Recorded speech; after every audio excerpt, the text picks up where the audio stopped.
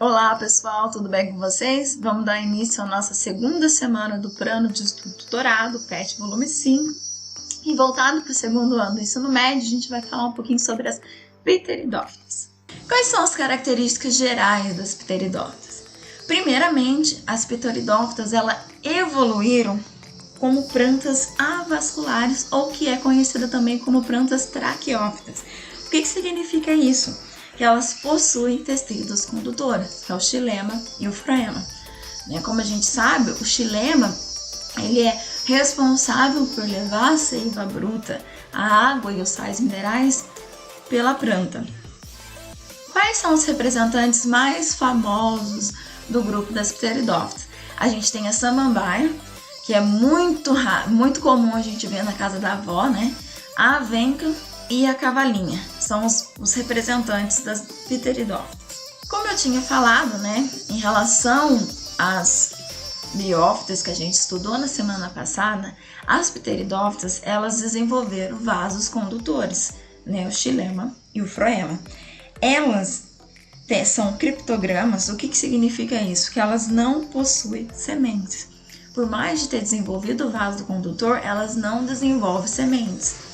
Como vocês podem ver na estrutura, a gente já tem uma raiz, o rizóide, que é o caule, essa bácula, que é uma folhinha jovem aí, e a gente tem a folha como um inteiro, então aquela gigantesca, que parece que são várias folhas, é uma folha, e a gente tem os soros, que são os esporângulos das pteridófitas.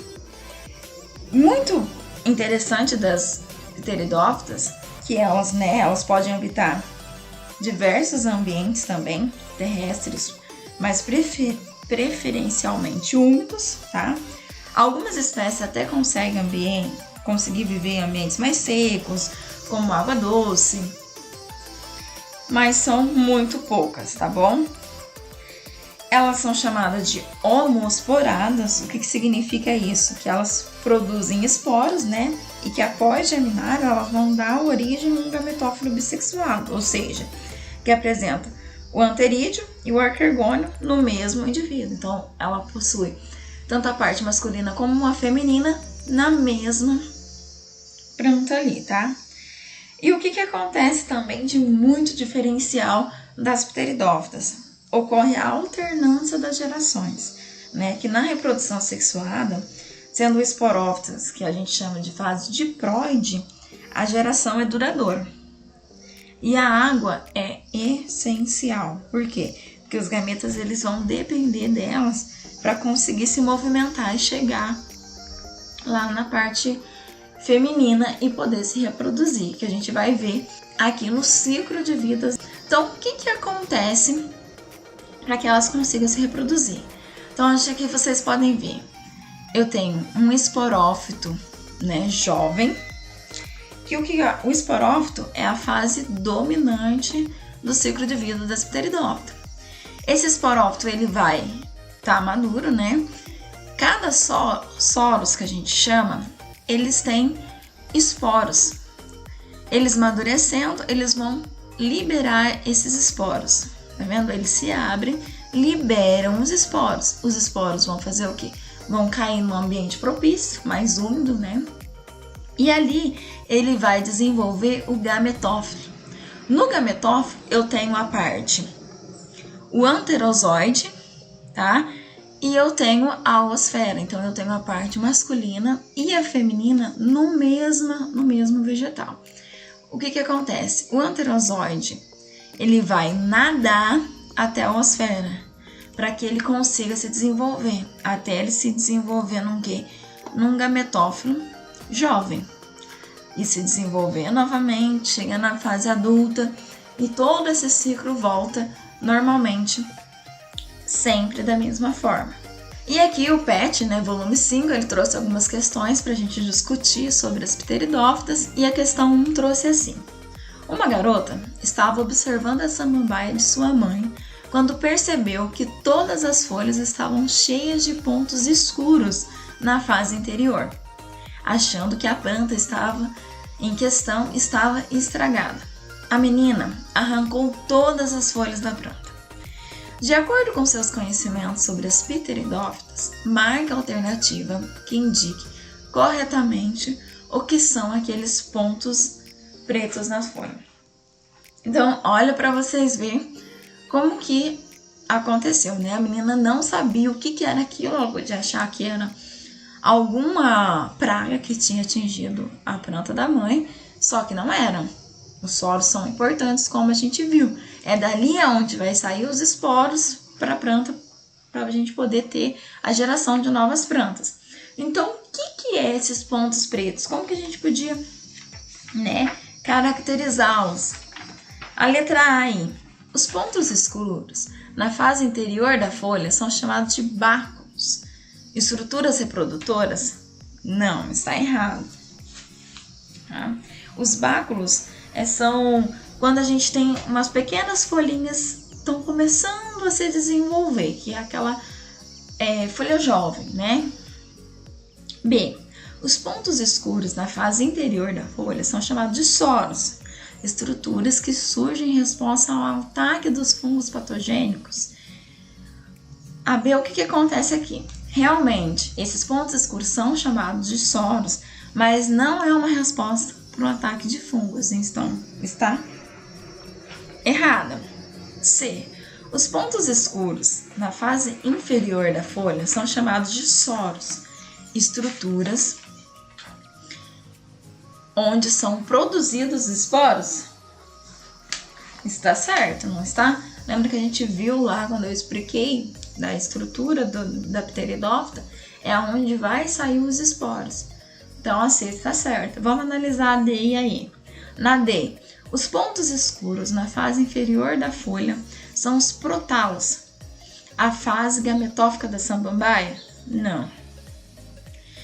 Os pontos escuros na fase inferior da folha são os protálos. A fase esporófica da samambaia? Também não. Então, a única alternativa que corresponde corretamente, né, ao que são esses pontos pretos na folha da samambaia é a letra C, né, que esses pontos escuros na fase inferior da folha são chamados de soros e são estruturas onde o quê? São produzidos os esporos. Na questão 2, as pteridófitas, diferentemente das briófitas, são plantas vasculares, ou seja, que possuem vasos condutores. Apesar dessa diferença, esses dois grupos ainda apresentam uma característica em comum, tais como... Então, qual que é a característica em comum que as briófitas e as pteridófitas ainda têm? Letra A. A presença de folhas e sementes? Não, né? Porque a gente sabe que não desenvolvem sementes. B. A dependência da água para a reprodução é uma coisa, né? Lembra que a gente falou lá que as pteridófitas, elas necessitam de ambientes úmidos para poder ter a água ali presente, porque elas vão passar sua seiva de célula a célula, e a água que vai ajudar a conduzir isso. E nas pteridófitas também, é a água que vai ajudar os esporos, né, ir até a oosfera, nadar até lá. Então, é a dependência da água um ponto em comum. Vamos analisar a outra. A fase gametófica é dominante? Não, porque a gente sabe que a fase gametófica é dominante nas briófitas, né? E nas pteridófitas, a fase dominante é o esporófito. Então, a C e a D está errada. Não é uma coisa em comum entre eles. Letra E. A presença de flores e frutos? Também não, porque a gente sabe que elas não se desenvolvem nem semente. Então, não tem como elas desenvolver frutas e nem flores. Então, a única, né, característica em comum entre as briófitas e as pteridófitas é a dependência da água para a sua reprodução. Então, é a letra B. Questão 3. A maioria das pteridófitas é chamada de homosporadas. Isso significa que, letra A, a maioria das briófitas, a maioria das pteridófitas apresenta dois tipos de esporos, o megasporo e o microsporo. Não, tá? Eles não têm esses dois tipos. B, a maioria das pteridófitas não apresentam esporo. Está errado, porque elas apresentam. C, A maioria das pteridófitas apresenta um tipo de esporos que origina o gametófilo bissexuado. Está correto, porque ele tem uma fase assexuada e uma fase sexuada, então é bissexuado. Então a letra C está correta. Vamos na D. A maioria das pteridófitas apresenta um tipo de esporo que origina o gametófilo de sexo separado. Está errado, porque são de sexo juntos, como a gente viu lá no ciclo de vida das pteridófitas. Então a alternativa, né, que a gente considera que significa a gente chamar as pteridófitas como homosporada, porque a maioria das pteridófitas ela vai apresentar um tipo de esporo que vai originar o quê? Um gametófilo bissexuado. Então são os dois sexos na mesma planta. Na questão 4 da FUVEST de São Paulo, um pesquisador que deseja estudar a divisão meiótica em uma samambaia deve utilizar em suas preparações microscópicas células de letra A, embrião recém-formado? Não, porque ele já está recém-formado, então eu não vou conseguir ver a divisão da meiose.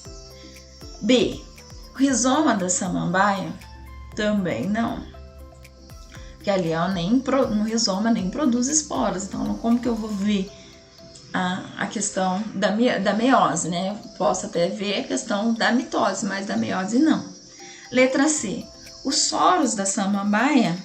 Os soros da samambaia sim, né? Porque é onde as células estão se dividindo por meiose.